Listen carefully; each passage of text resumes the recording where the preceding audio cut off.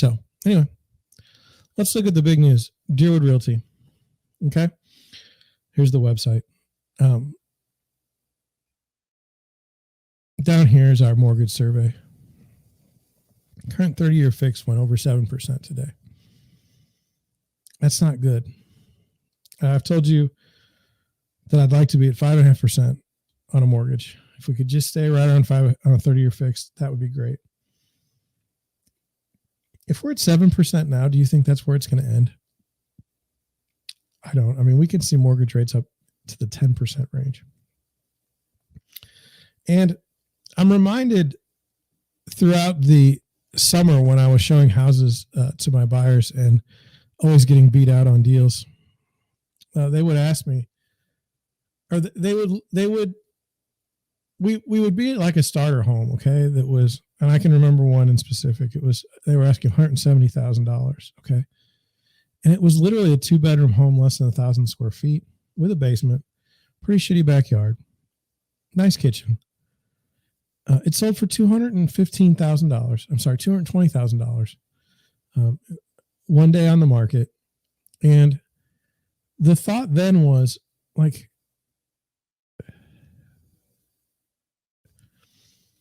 it wasn't a $220,000 house. It was always a starter home. It was, and then we got into the real issue of,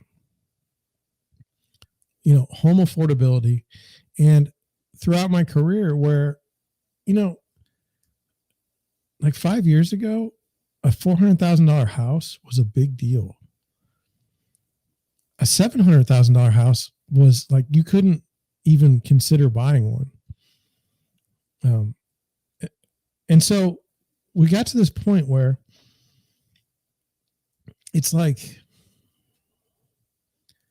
a lot of the younger buyers that I have could never figure out, well, like, why aren't people just buying, why would people buy these stupid starter homes when you could buy a 2,400 square foot house for like $300,000? Like, why aren't there all these $300,000 houses available for like, and it goes back to this idea of affordability. I mean, at least in Afton in 63123, unheard of to spend over $200,000 on a starter home. Like, that would just never happen. First of all, because you couldn't afford it. Like, this was what you could afford. This particular home, these particular homes. I mean, these were $130,000 homes, I don't know, 5-7 years ago. And now we're in the 200 range. I mean, it's just ridiculous. And it's all a function of interest rates or mortgage rates. And we'll go through some of the stuff just to kind of illustrate what's going on. Now, do we know what's going to happen? No, we never know what's going to happen, but let's go through. So here's something I saw on Twitter today, and it's pretty close. It's like, this is from Lance Lambert. He writes normally in Fortune magazine. Says a monthly principal and interest payment on a $600,000 mortgage at 3.2%. The rate entering 2022 was $2,595 a month. At 6.87%. Now, this was this morning. This was before rates went over 7%. It's $3,940, which is today's rate, assuming it's a 30-year fix. Now, that doesn't include escrow for insurance and taxes. And I'm telling you, that's a lot of money, $3,900 a month. Not good. So we go here. Here's Peter Schiff. Peter Schiff is not, he's a contrarian, okay? It says the 30-year fixed rate is now 6.87%, but it's the highest in 20 years. But as the Fed still has a lot more to work to do on rate hikes, and the realization that inflation is here to stay has yet to set in, mortgage rates still have a long way to rise. 8% by year end seems likely. It does. I mean, when the Fed, they're going to hike rates again next month. I don't know if it's going to be 75 or 50 basis points. And we're at 7% now. It should go down a little bit. But it's just, this is going to crush people. Okay. It's going to, like my business, I'll have to save every dime for the next couple of years or I'm toast. Now, will there still be people buying houses? Yes. and we'll talk about the logic for that, but let's move on. This is Mark Zandi. Now, I disagreed with Mark Zandi 6 months ago. He's like, everything's going to be fine. There's going to be a soft landing. He's totally wrong. Totally wrong. But let's get through this thread. It says, how bad the housing correction gets largely depends on how high mortgage rates go. Fixed rates are currently near 6.5%. Now, this was written this morning. This was written the 24th. We're already at 7% now, more than double what they were a year ago when they were hovering near record low. This has been a massive blow to affordability in the housing market. It absolutely has. It says, I had thought fixed rates would average closer to 5.5 through next year's spring selling season. He did. And because of his cachet, because of he's an expert, people believed this garbage. I mean, there was no way when they kept raising rates that it was going to stay at 5.5%. It said, this forecast seems way high when I did it, but now it seems way low. Absolutely, because you're just taking in the information that you've received and you realize that you were totally wrong. Indeed, a 6.5% or higher is more likely, as is a darker outlook for home sales, home building, and home prices. This was a fellow that said, hey, everything's fine. Like, everything's going to be fine. There's going to be a soft landing. And there's no way, based on what we were seeing, that there was anywhere close to that. And he's basing it on supply. When he got, it's just, it says my forecast, let's see, and at least he admits it. My forecast error is not because treasury rates are up. I had expected that, but because an extraordinarily wide difference between the mortgage and treasury rates. This spread is the compensation that investors and lenders who fund, originate, and service mortgages require. The spread is 4 standard deviations larger than typical. There are several reasons why, but key is the current recent surge in interest rate volatility. Big swings in rates increases the prepayment risk, which is the risk borrowers will pay back their mortgages faster, investors bear. Rate volatility won't normalize, and thus the spread narrow and rates fall until the Fed is done hiking rates. But that's not for a while.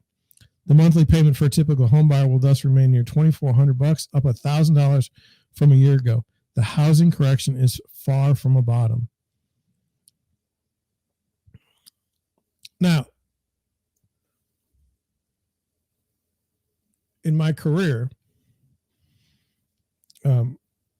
I lived through, the 2007 housing crisis. I was flipping homes then, and I was doing it in Detroit, Michigan. And the thing is,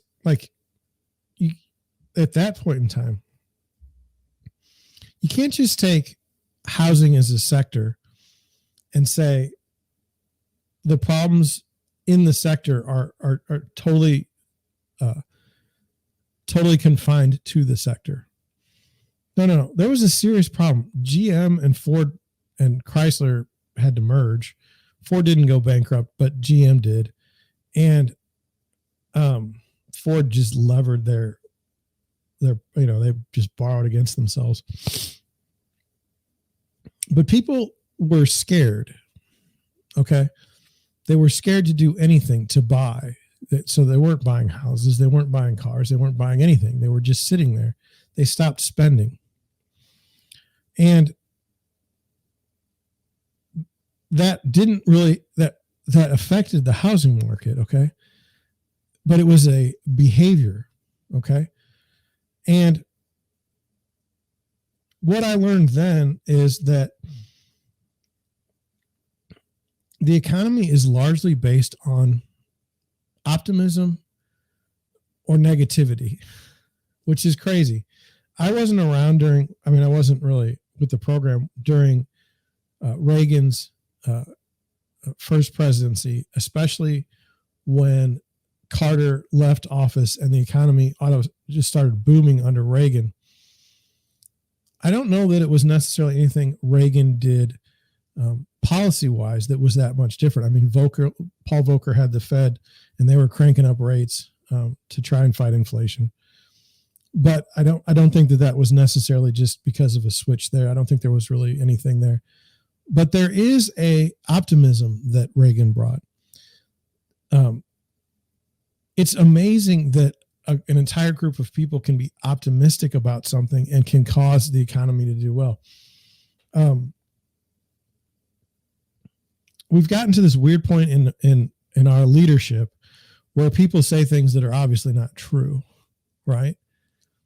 So like Biden can say and I'm not trying to be, a partisan, but Biden can say that we've got the strongest economy we've had in decades, and no one's going to call him out on it. Okay, well, what is he doing? He's being optimistic about the economy, rightly or wrongly. Okay. But when like today, the avalanche of bad news in housing, okay, that's going to cause issues. There's going to be negativity in the housing market based on what everyone is saying. So it's going to be very hard. Like if you are optimistic about housing, you're going to start to look more and more odd. Okay. Because quote unquote, everyone will now know that the housing market is just messed up. But it's like they're looking at the numbers, but in this particular fellow, this expert, he's commenting on the housing market, but he was also commenting on the economy, and he was saying we're going to have a soft landing and everything's going to be fine. And I'm watching things, and I'm saying there's no way that this is going to be a soft landing. We haven't even gotten to the situation of employment. Okay. Like wait until people don't feel like they can get jobs, and wait until people realize they're not going to keep their jobs. That's going to be on top of 10% rates. This is not good. This financially is not. Plus, there's a quote unquote war going on in Europe, and energy supplies are just absolutely non-existent in Europe. This is really bad.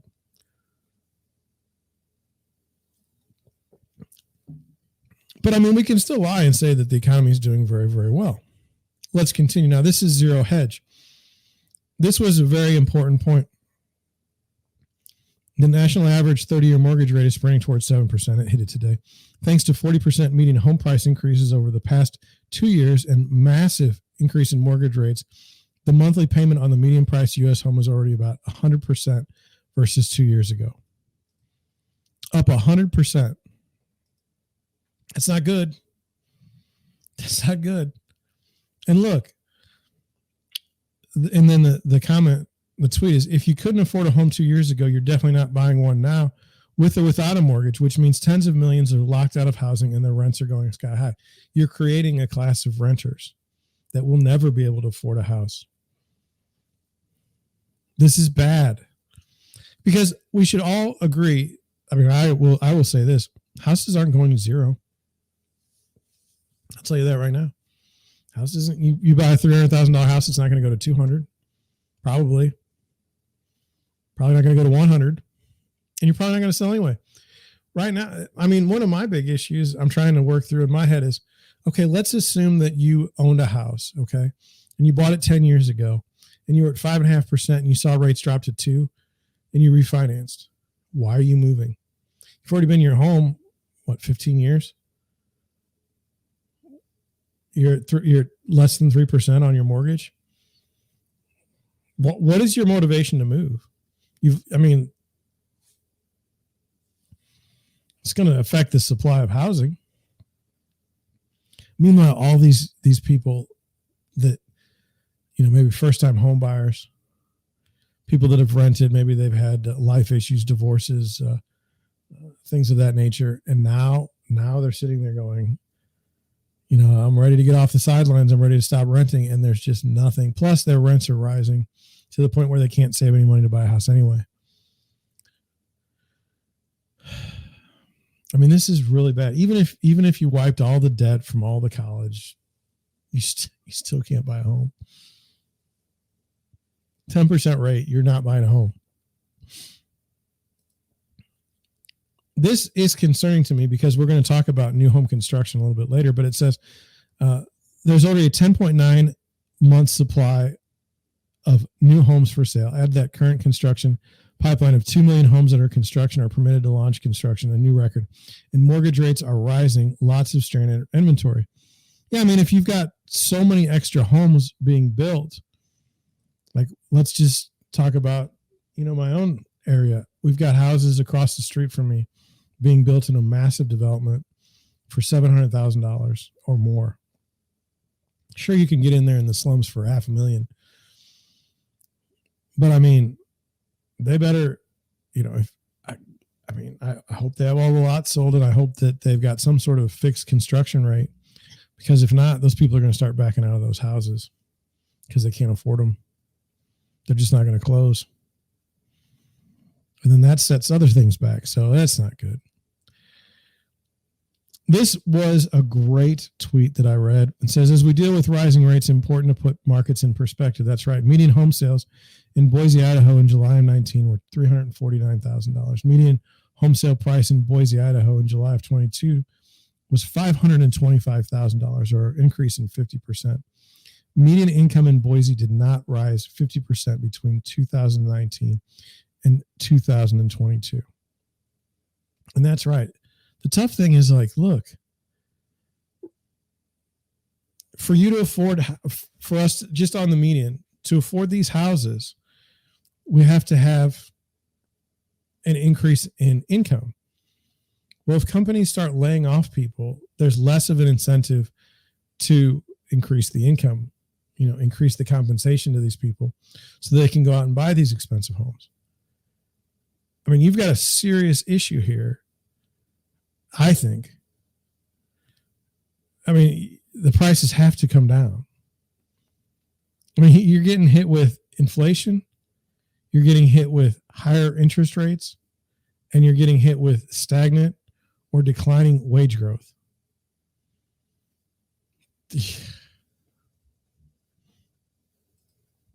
Saw this chart, thought it was good. Wanted to bring it to your attention. It says, U.S. 30-year mortgages year-over-year change since 1970. Draw your own conclusions on this if this is bad. Here we are right here. I mean, nothing since 1970. I mean, this year has, and just understand, in like that Mark Zayed guy, I'm sitting there going out and trying to buy houses with my buyers in April and May of this year, and we're getting beat up by $20,000 and $30,000 on every offer. There's 35 offers on every house, and this guy's saying, "Oh, everything's great. There's nothing bad. This will be a great year." Go back and look at everybody's forecast for 2022 of home price growth, and then let's see what happens really at the end of the year. It's not that, like, what I'm trying to bring to you, okay, and it's very important to me. What I'm trying to bring to you is, I'm out in the marketplace every day, okay? I literally help buyers, real people, go buy homes, and I help sellers, real people, go sell homes. And it's not like one person, okay? It's like lots of buyers and lots of sellers, and I interact with them all, okay? I see the market because I'm in it every day. I don't have to look at a chart to tell you how things are going. I know how they're going. I'm literally in it. I've talked now. Do I talk to my lenders daily? Absolutely. Because, when we go to look at a property, I need to know that you're pre-approved for a mortgage. Can you afford the home we're looking at? Because if you can't, I'm being cruel to you. I'm showing you a house you can't afford. That's not who I am. So I always double check, triple check. Here is a pre-approval. We can go buy a home. Now, the problem is, like, human nature says, look, as a seller, you're going to be like, my neighbor they just sold their house for $475,000. My house is nicer than theirs. I should be able to get $500,000 or more for my house. Why do you believe that? Well, you have pride in your home. Okay. You want to believe that you're right. How is it that Mr. Market can come in and say, oh, because rates are 7%, no one in their right mind can afford this home for $500,000 now. And you will actually sell it for less. You're going to end up selling it for less than the person that sold their home for $475,000 or $476,000 did during the summer. It doesn't make sense to you. Okay. Just as it doesn't make sense for me. I'm sitting in my home. I haven't done anything to it. And somehow my house is worth $100,000 more than I paid for it. But I mean, for what? Because I lived in it? So when I was seeing these things happen in the marketplace, okay, and you say, well, John, were you telling your buyers to buy? I operate under this. If you need to buy a house, we go buy a house. Is it the right time to buy a house? I don't know. I don't know if it'll ever be the right time to buy a house. You know, what I do know is people like go on with their lives, in the sense like some people get married. They'd like to have their own home. Some people are having children. They'd like to be in a nice school district. Some people are dying. They don't need their house anymore. So when you're in that situation, I mean, this whole thing has been going on for more than a year. Okay. I can't tell you the exact moment the thing turns off. I sold a house in August, had 30 some odd offers on it. My agent friends were telling me, I can't believe you have that many offers. The market's going down. I'm like, it's a nice house, but I think the market is still strong. And, I'd written offers after that and not gotten the home. So I think that I think we have a tendency to discredit and discount people that are real estate agents because they say outlandish things. They are braggadocious. They, you'll see characters of themselves. They're parodies of themselves. They, you need to buy a house today. You need to buy a house today. You like it's funny. The marketing for real estate hasn't changed since I've been in it. Okay. And so most agents aren't going to change up their marketing just because the housing market is terrible. They're just going to say the same thing. But these people that look at massive data, this Mark Zandy, these people, they're not in the market every day. They don't see what I see. So hopefully you read some of that stuff, you compare it with what I'm seeing, and you should be pretty well informed with what you're doing in the housing market. That's my goal for you guys. I thought this was a funny tweet. It says, my parents in their 20s. Let's buy this house and have 3 children. Me in my 20s. Are you winning, son? And you're playing video games in your room, in your parents' house. I'm trying to think, like when I graduated college in 2000, the economy wasn't very strong. Most people were going straight to graduate school. I was not winning at graduation. No one was buying houses that I knew. Most people started buying houses in their mid-20s as they were getting married or they're having kids and living together and things like that. So it was a little bit similar to this, but that was 20 years ago. I can't imagine what it would have been like. My grandfather bought his house for $10,000.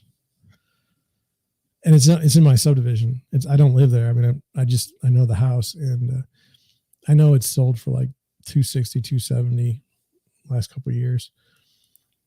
But it's just amazing, inflation. The Fed target rate is 2% per year. There's no way they've ever hit that.